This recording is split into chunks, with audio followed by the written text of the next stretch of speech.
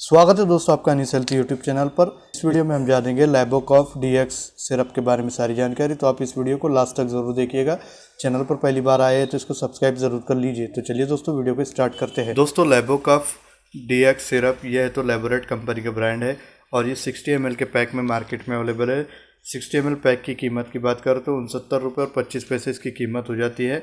आइए इसके usage side effect जान लेते हैं।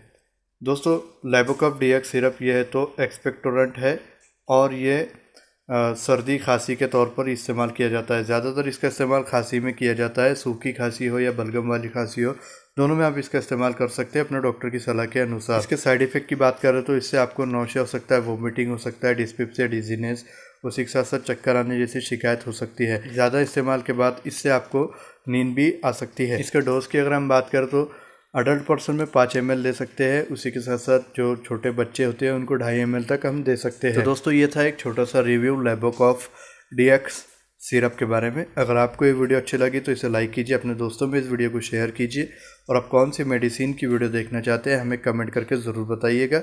मैं मिलता हूँ आपसे अगली वीडियो में कोई नई मेडिसिन की जानकारी के साथ।